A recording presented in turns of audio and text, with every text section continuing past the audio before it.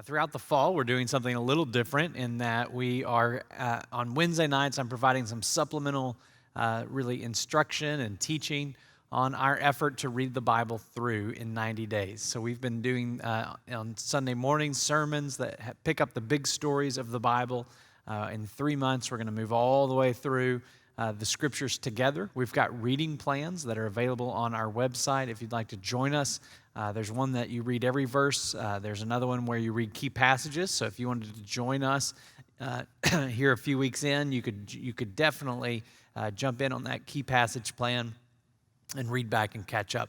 There's also a verse of the day plan, so a really simple way to connect a little bit in each part of the scripture.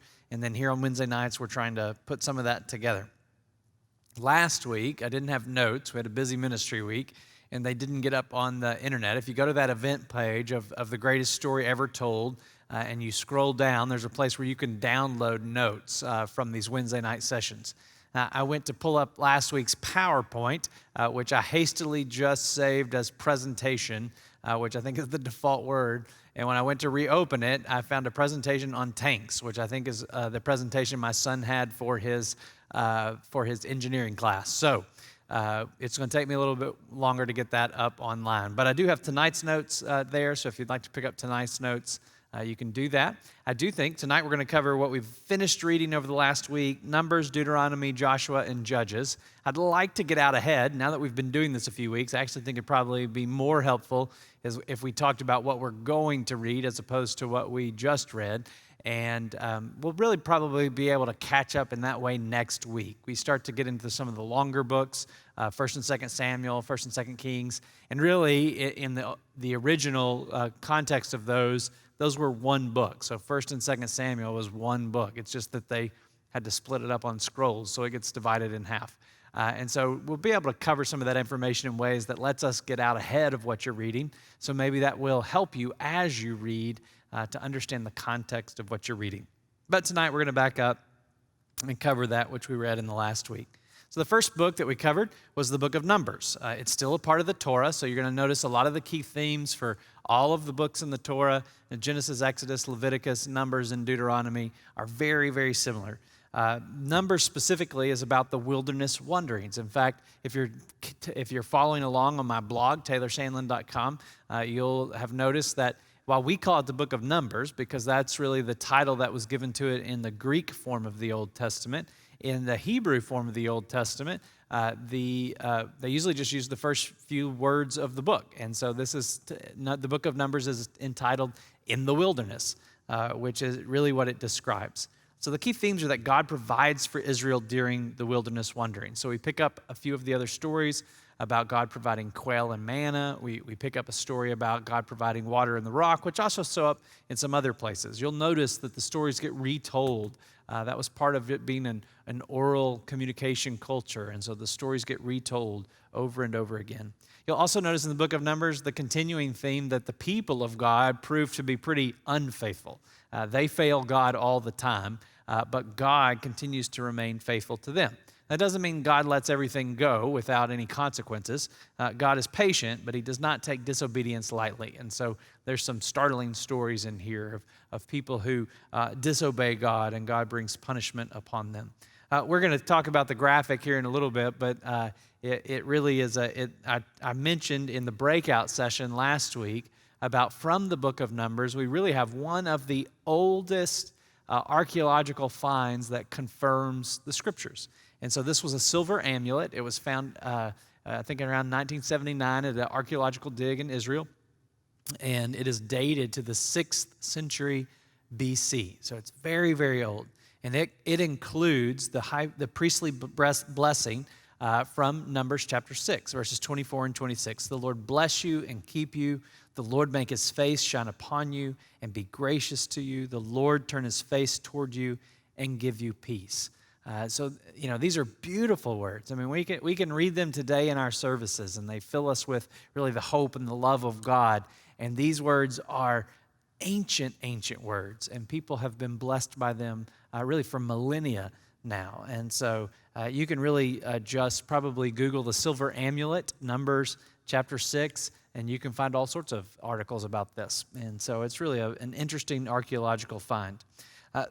Later in Numbers chapter 14, verses 18 and 19, you get the verse, the Lord is slow to anger and abounding in love and forgiving sin. So even though the people are sinning over and over again, we get this really refrain. We first were introduced to that verse in the book of Exodus. This is how God describes himself to Moses. And now this description shows up again in the book of Numbers. In fact, as we go along, you're going to see this description of God over and over and over again. Now, in that same passage, it goes on to say, God doesn't leave sin unpunished, but his grace ultimately prevails. His love prevails, that even though we sin, even though sometimes we face discipline for that sin, that what God abounds in is love. And then I just highlight chapter 21, verse 9. So Moses made a bronze snake. So this is the strange story where there's snakes, they're biting the people. God commands Moses to make a bronze snake, put it up on a pole, and anyone who looks to it will be healed. And so this story happens in the book of Numbers, chapter 21. It'll show up again in the book of Kings when the people have begun to worship this snake as a god, as a false god. And so one of the kings in a reform destroys it. It talks to us about how good items can become idolatrous. But then this passage also shows up in the teachings of Jesus, because Jesus compares his own death on the cross, him being hung on the cross, to this bronze snake, saying that any who look to him will be saved. So as we read through the scriptures, there are lots of times where, especially when we're reading and studying the New Testament, the people in the New Testament quote the Old Testament in ways that their original hearers would have immediately known what they were talking about, because their Bible was the Old Testament. But because we often spend more time in the New Testament than the Old, we don't always pick up on those allusions. So out of the book of Numbers, that's definitely one of those that stands out. The most basic outline of the book of Numbers is just the movement through the wilderness. So you have chapters 1 through 10, their preparation for departure from Sinai. So really they've been in Sinai, that's where the book picks up, and then they're going to leave Sinai. They go to Kadesh and they wander around, and then from Kadesh to the plains of Moab. So all of this is the wilderness wanderings for those 40 years while they are waiting to enter into the promised land. Throughout that, you get, of course, the census is the way this begins. It's where we get the name Numbers, is because you get a list of all the numbers of the Israelites. It's a partial glimpse at how God is fulfilling his promise to Abraham. So Abraham, God gave him Isaac, which we talked about last week. But now this nation that is really from him is now a nation of many people. And so you're beginning to see in the book of Numbers how God is keeping his promise to Israel, to Abraham. You also have the strange story about the talking donkey. There's all sorts of strange stories in the book of Numbers. And so we did cover that on the blog, and you can look there. Then we move into Deuteronomy. Deuteronomy has, again, some key themes. There's a new theme here in Deuteronomy that you haven't had up to this point in the Torah, and it is the importance of a central place of worship. Now, obviously, Deuteronomy doesn't necessarily anticipate that will be Jerusalem, but, they're moving. Deuteronomy is really Moses' last sermon to the people of Israel before they move into the promised land. Now, in the wilderness wanderings, God has made his presence known in the tabernacle that moved with people wherever they went. And the book of Deuteronomy begins to anticipate that now that God is giving them a nation of their own, that they won't be moving around like that there will be one place to worship God. And so it anticipates moving from a tabernacle into a temple, although it doesn't name the temple or anything like that. You get strong emphasis on this idea that God is the God of Israel, that he is your God. Over and over again, Moses will say, the Lord, your God. And this is a little bit of an instruction. We'll see this in the verses. Anytime in most of our English translations where we have the word Lord in all capital letters, it is a substitute for the divine name. So that means in the ancient Hebrew text, the word there would have actually been Yahweh, the divine name of God, that God revealed his name to be. But in ancient Israel, they began to really so revere the divine name of God that they would substitute something else for it. And so our English Bibles follow that tradition, but it helps us to understand that anytime we're reading in the Old Testament and we see the word Lord, and it's all capital letters, that in the original text, that's actually the divine name, which really was right. It's not just a generic name for God. This is how God has revealed himself to the people. So the book of Deuteronomy really picks up on the fact that God, the God of Abraham, Isaac, and Jacob, he is also the God of the people who are about to go into the promised land. Even though, right, these are people who don't even remember Egypt. All the folks who were in Egypt have died off, except for Caleb and Joshua. I think I misspoke that in my sermon on Sunday. But Caleb and Joshua are the only folks who are in Egypt who will make it into the promised land. Everyone else, including Moses, dies off. And so there's emphasis is that, it's not written here, but that God is their people as well. He's their God as well. There's an emphasis upon loving God and how loving God we have to obey God. It's not just enough to say we love God, but we have to learn and meditate upon his commandments, and then we have to obey them. And then really Moses challenges the people not to forget that all that God has done for them. He knows that it's going to be a different kind of life in the promised land. There won't be manna from heaven every day. They're going to be thrilled to eat the produce, the milk and the honey of the promised land, but it's going to be tempting to forget all that God had done for them along the way. And so Moses' challenge to them over and over again is don't forget what God has done for you. And he really gives them some instructions on how not to forget. They're to meditate upon God's law. They're to hide God's law in their heart. They are to practice it. So one of the ways we remember what God has done for us is if God has been gracious to us, we are gracious to others. And so over and over again in the book of Deuteronomy, you see a call to be kind to strangers, to be kind to foreigners in the land. He says, because remember, you were foreigners in Egypt. So God has been kind to you. He's rescued you from really not having a home. And so part of the ways you remember that is by being gracious to those who do not have a home, who are sojourners in your land. Moses, so that, again, that's a huge theme. The key verse obviously would be what we talked about on Sunday, the Shema. This is something that even today, faithful Jews really pray and repeat every single day, especially the first couple of verses. Hear, O Israel, the Lord your God, the Lord is one. Love the Lord your God with all your heart, with all your soul, and with all your strength. These commandments that I give you today are to be on your hearts. Impress them on your children. Talk about them when you sit at home and when you walk along the road, when you lie down and when you get up. Tie them as symbols on your hands and bind them on your foreheads. Write them on the doorframes of your houses and on your gates.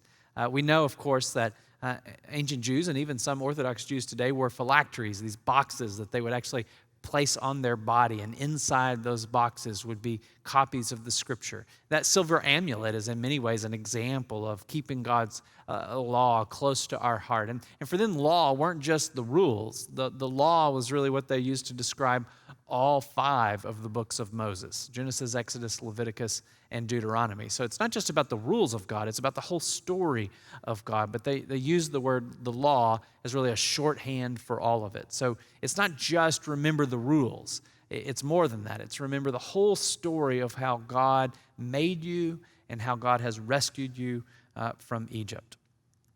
Now, the outline to Moses' speech, to Deuteronomy, is there's really 3 speeches and some final words. A lot of the commentators use speech. We could equally use sermon. It's a sermon he gives to the people. There's the first sermon, and it has some introductory kind of summaries of what God has done for them up to that point. Moses' second speech also includes some summary, but a lot of scholars have seen in this speech, and if you download the notes, I put this in full. And again, I forgot to put the sources on this week. It's the same sources as last week. This really comes from John Walton's textbook, that outline. And it is that they see this middle part, this second speech, as really a commentary upon and like explanation of the 10 Commandments. So you can really organize all of those various laws in the ways that they were trying to live out the 10 Commandments in their lives. Now, a lot of those commandments are really strange to us, aren't they? The different commandments about what garments to wear and what foods to eat. And so we do have to remember that what's strange to us may not have been strange to them at all. In fact, when we look at a lot of ancient literature from other cultures, there are some similarities, but there are enough differences to say that part of what this was to help the Israelites stand out from their neighbors. And so, again, remember, the Bible wasn't just written to 21st century Americans. The Bible was given to people over the millennia. And these passages especially were given to these ancient Israelites. And so what may be puzzling to us likely was not puzzling to them. But still, it's very interesting to see that they were taking these basic commandments of God in the Ten Commandments and trying to figure out how do we live these in our daily lives. The third speech, Moses really calls them to action. Chapter 30, you get that powerful call to action where he asks them to choose this day, to choose life.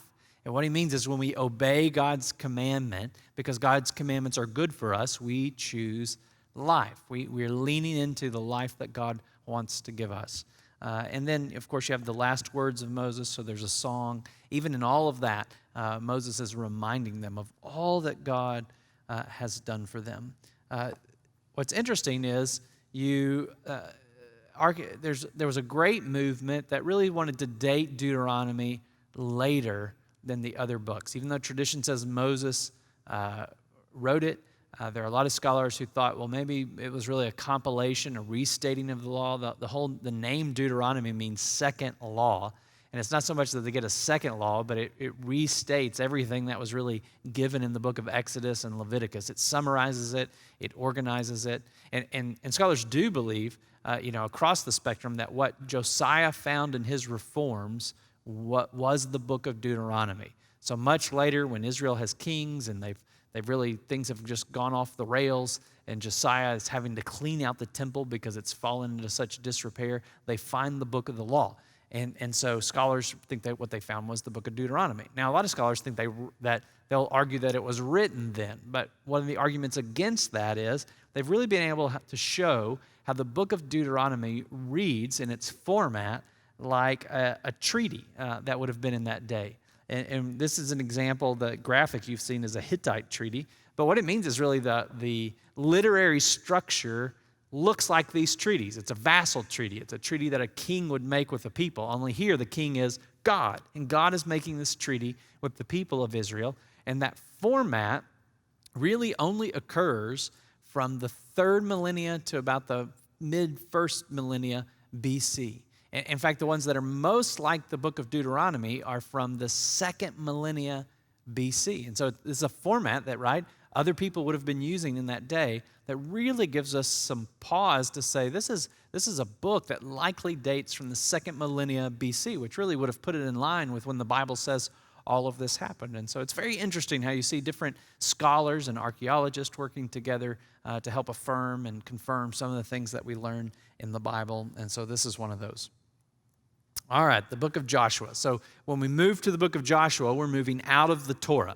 And we are moving into, we talked on that first evening about how the Jews will categorize some of the next books we're going to talk about as really the prophetic books. Some of them, like Ruth, they consider writings.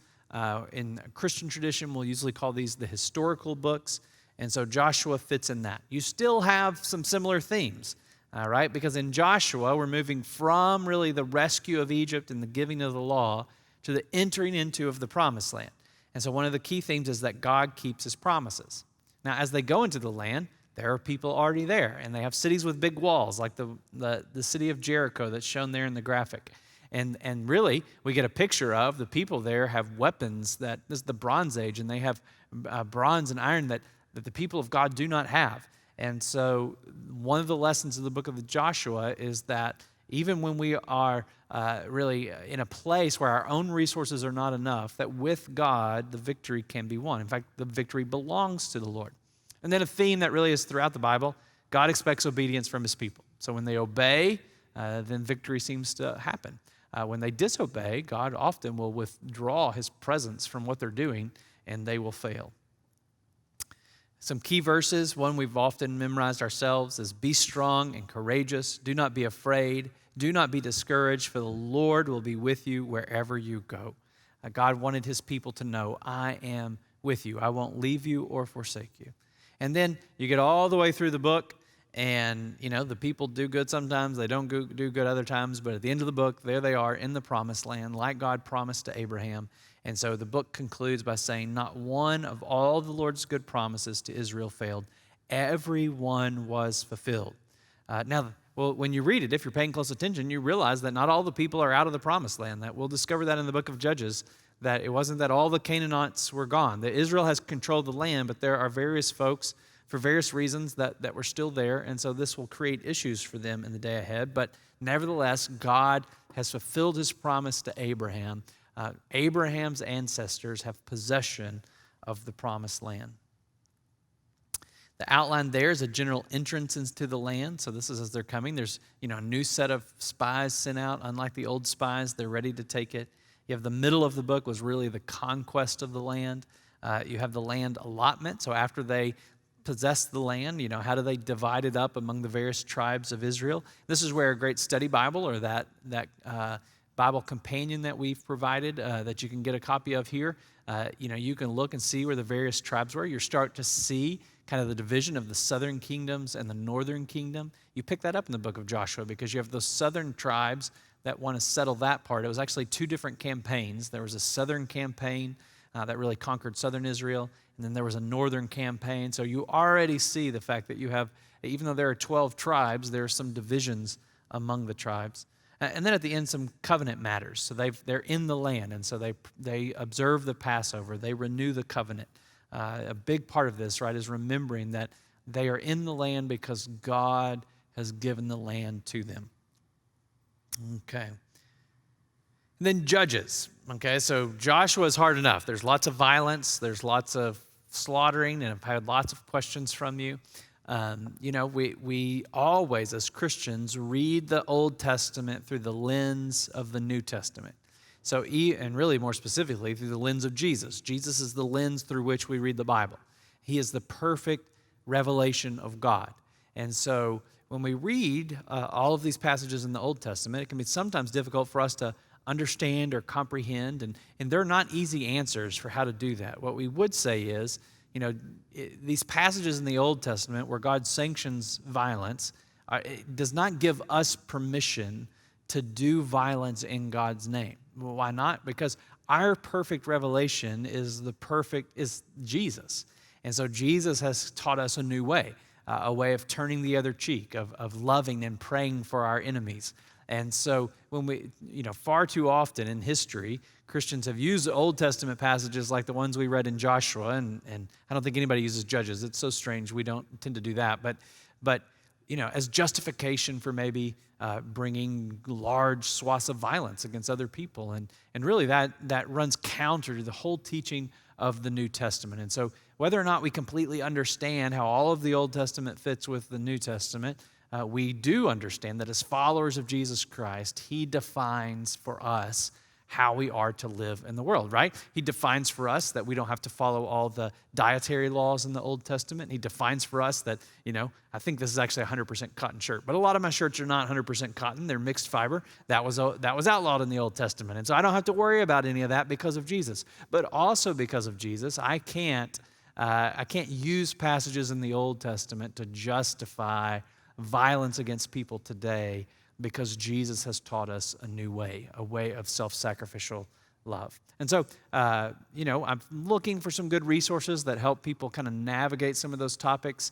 I haven't found exactly what I'm looking for yet, but when I do, I'll mention them on my blog for those of you who are interested in those kind of topics, can explore it further. The book of Judges, it's a mess, right? You read it and you just think, oh my goodness, this is an example of how broken people are. So one of the key themes would be the cost of disobedience and failed leadership. You just see it over and over again, right?